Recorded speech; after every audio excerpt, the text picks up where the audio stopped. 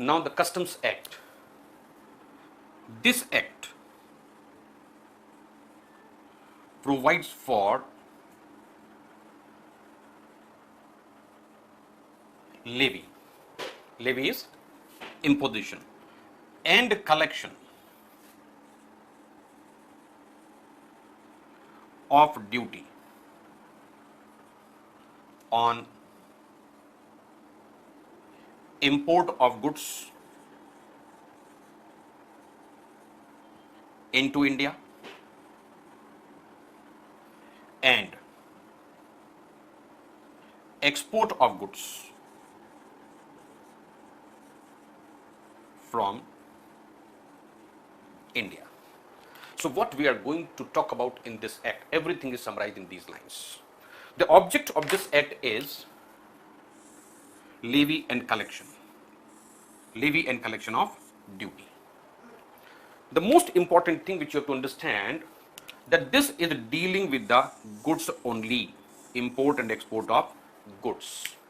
As far as services are concerned, as far as individual is concerned,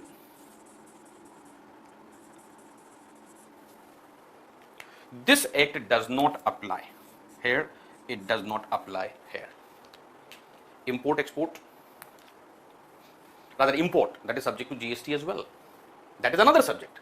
But as far as custom duty is concerned, that is only and only in relation to goods. It doesn't apply to services.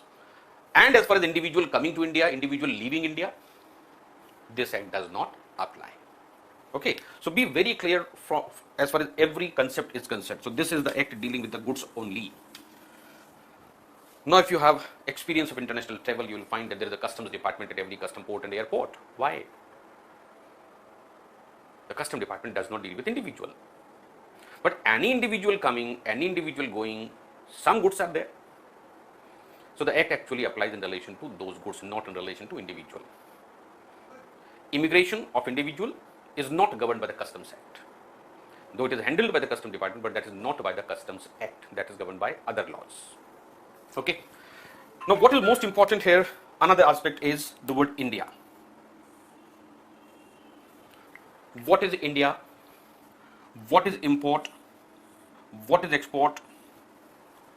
If these three words are clear to you, then you can say that you have understood the basics of this act. Right? So first I'll explain what is the meaning of India for the purpose of this act. That is not the definition.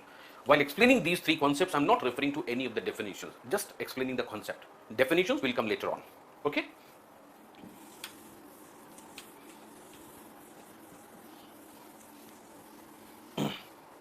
Now, the word India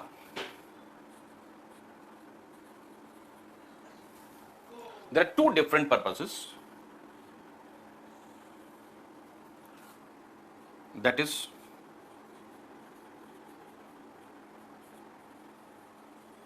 custom duty. Custom duty includes a duty drawback also. And generally,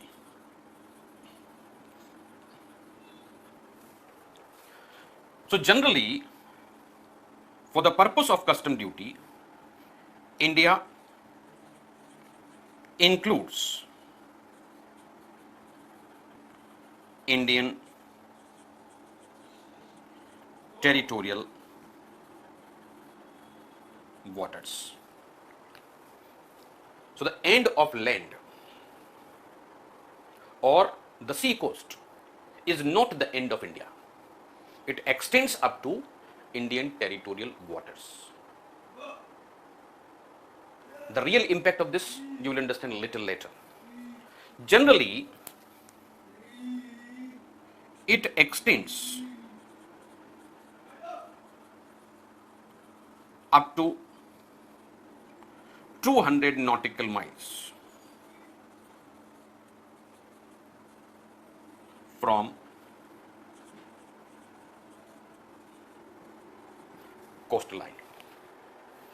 Now this 200 nautical miles is also divided into different parts. Indian territorial waters, Indian custom waters, exclusive Indian economic zone, right? So as far as custom duty is concerned, that is only within Indian territorial waters, right?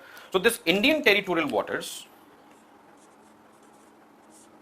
this is up to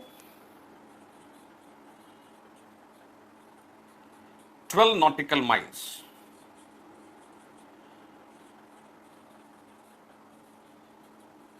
from the coastline. So if this is the southern part of India, and you can say that 12 nautical miles are up to this place, then 200 nautical miles are up to this place. So for every purpose, India is going up to this point. But for the purpose of custom duty, it is only Indian territorial waters. Beyond that, any vessel is having the right to pass through that area, and the custom duty is not attracted. Right? Got the difference? Right? So when we talk about the concept of what is import, what is export, the things will become more clearer to you. So import is into India, export is from India. Basic is clear? Okay. So now, what is import?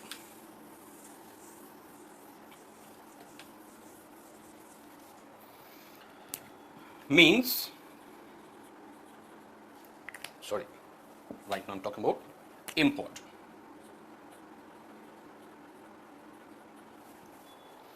Means bringing the goods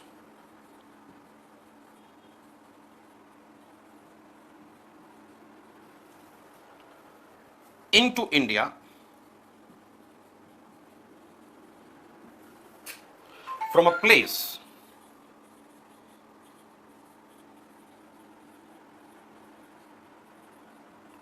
outside India. Bringing the goods into India from a place outside India. Right? Now, this is a process.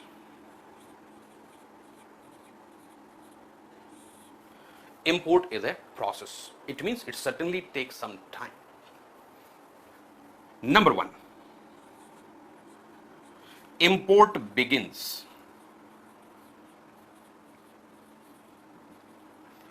only when goods enter into Indian territorial waters. Goods entering, that is not import. That is the beginning of import. For some reason, for some problem, for some calamity, the goods do not reach the custom port, it is not import. Import begins, underline the word. This is not import, this is the beginning of the import. Even after the goods have landed at the custom port, import is not complete. Import is continuing. Number two,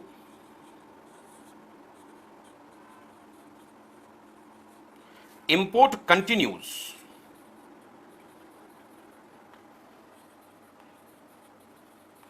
as long as goods are under custody of custom department. Import continues as long as goods are under the custody of custom department.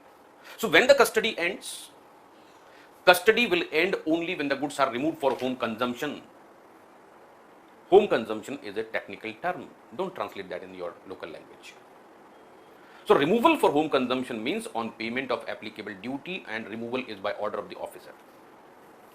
So number three,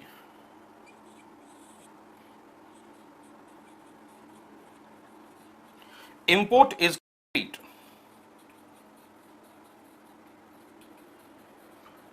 only when goods are removed for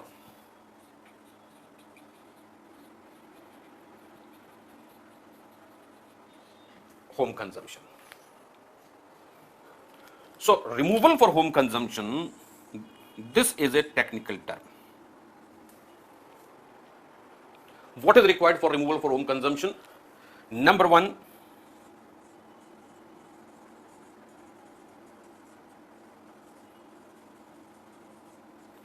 payment of duty, whatever applicable. In a given situation, it may be 0 as well.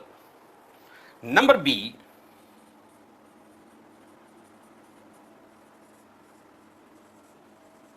removal order.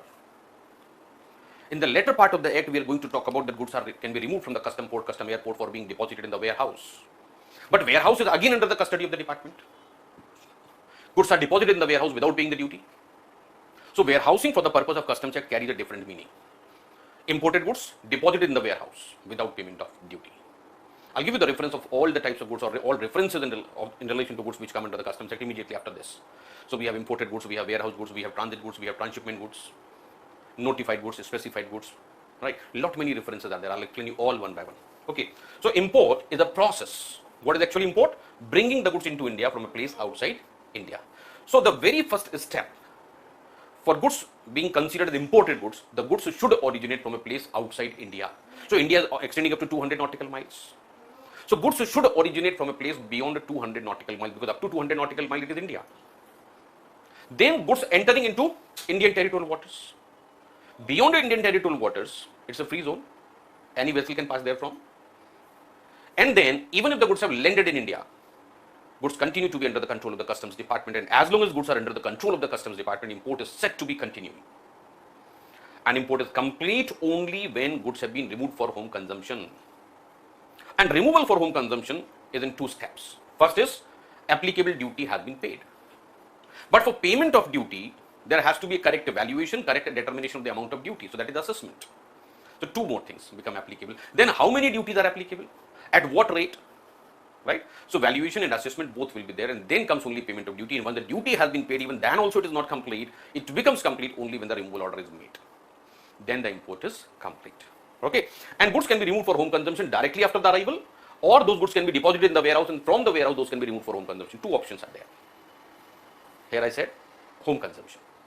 But after arrival of the goods at the port of airport, goods can be removed directly for home consumption.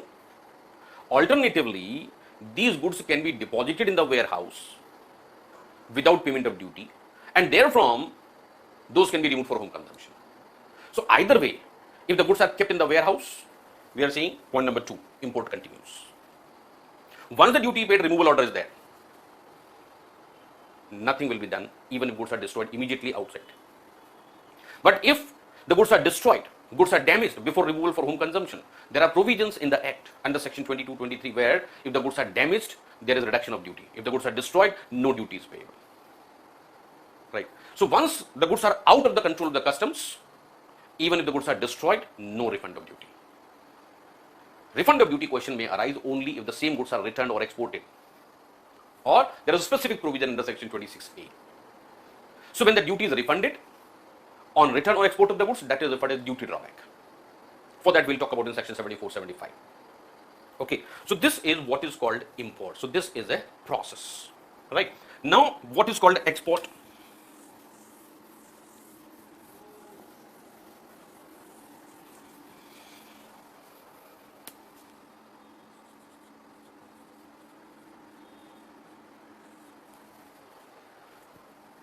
Means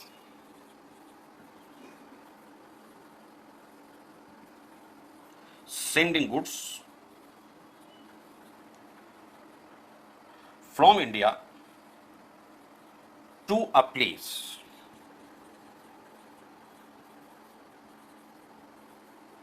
outside India. Sending the goods from India to a place outside India. Prima facie, this is the complete thing, but this is not. Just imagine a situation, southern part of India, goods are loaded from Mumbai for being delivered in Kolkata, but before the goods are reaching Kolkata, the vessel goes to Mauritius, and therefrom it comes to Kolkata. Technically, goods have gone outside India. This should be treated as an export, but it's not. So if you read only first line, it will have a number of reasons for confusion. Let us remove that. We'll add a few words. For being delivered.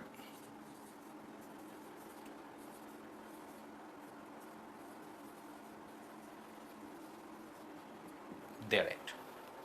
So goods are not only being sent outside India, but those have to be delivered also outside India, then only it is referred as an export. Right? Now territorial water become important. As soon as goods cross Indian territorial waters for the purpose of claiming duty drawback, it is the export, provided the objective of sending the goods outside is this. Actually, it may take number of days for a vessel to cross 200 nautical miles. It may take days, right? It is not necessary that the days are certainly taken. It may take days also. But technically, for the purpose of claiming duty drawback, if the goods are sent outside Indian territorial waters for being delivered outside India, that is beyond 200 nautical miles, then that will be considered as export. Export is complete in every respect if the goods cross 200 nautical miles with this object. If this is missing, that is not an export. So I give you a graphical example that goods are loaded from Mumbai and ultimately those are to be delivered in Kolkata, but before being delivered in Kolkata, the goods are reaching to Mauritius. That is not an export because the place of delivery, that is again in India. Now the next question which you may ask, what happens if the goods are delivered in Mauritius and therefrom those come back to India? We have different provisions, specifically talking about that is section 20. That says if the goods exported are brought back to India, duty will become payable on that. When we talk about section 20, we'll go into more details. So once the goods are sent outside India with this object and the goods have been delivered there also and thereafter those are brought back, then that will be governed by section 20. Right? So this is the brief description of what is import, what is export, and what is the meaning of the word India. Now, some more explanation. This is again southern part of India. This line is indicating Indian territorial waters, and this line, it is indicating 200 nautical miles. What happens if goods are brought from place outside India? Those are being used at this place, which is between Indian territorial waters and limit of 200 nautical miles. Those goods never reach Indian territorial waters. Is it import? Or goods are supplied from here. The goods have crossed Indian territorial waters, but goods are not crossing the limit of 200 nautical miles. Is that export? If goods are coming from outside India and those are being used anywhere between 200 nautical miles for the purpose of duty, it is import. Though those are not entering Indian territorial waters, that is import for the purpose of duty. Otherwise, goods are supplied from India, the destination is beyond that Indian territorial waters of 12 nautical miles, but those are not crossing 200 nautical miles, it will not be considered as export for any purpose of this act. Right. So this is an exception that goods are not entering the Indian territorial waters, still duty becomes payable, and goods are being sent from the land side of India, and goods are crossing Indian territorial waters but not crossing 200 nautical miles. This is not an export. This point you have to understand, right? So we can write this also. So for writing, I just need to remove this, but you can write it here itself.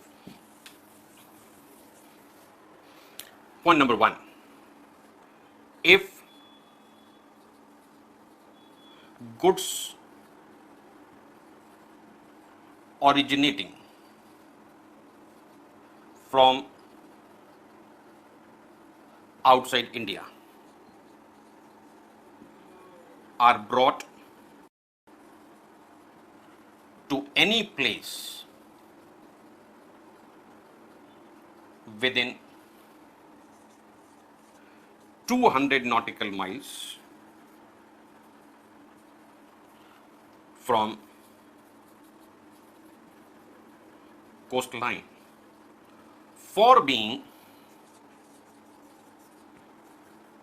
used thereat, it is import for the purpose of duty. It is import for the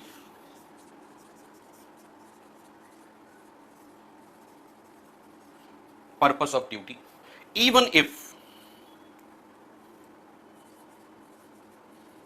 goods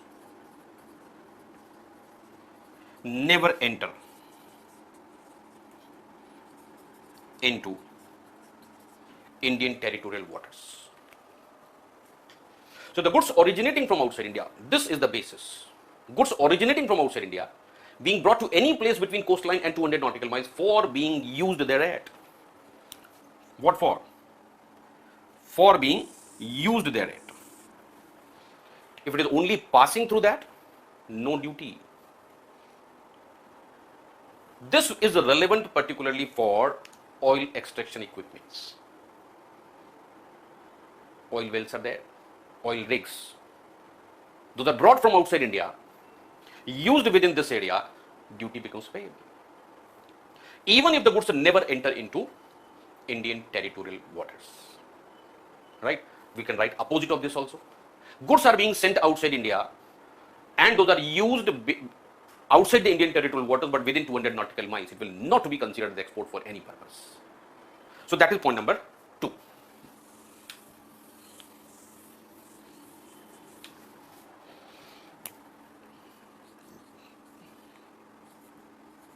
Goods sent from India for being used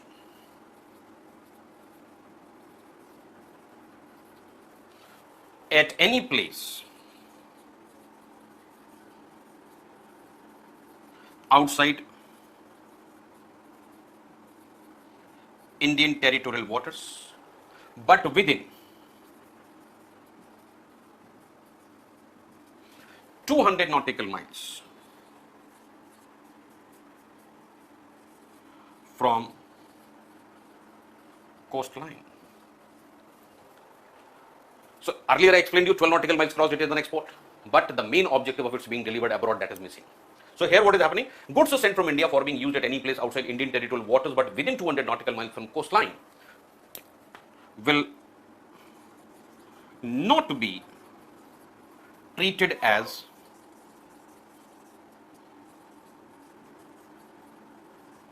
export. So even if the goods have crossed Indian territorial waters, it is not an export. Reason? The destination is not outside India. Got it? So in this video we have talked about the concept of the word India for the purpose of Customs Act, then what is import, what is export. The next concept which is most relevant for understanding, that is called goods, and that will take up in the next video.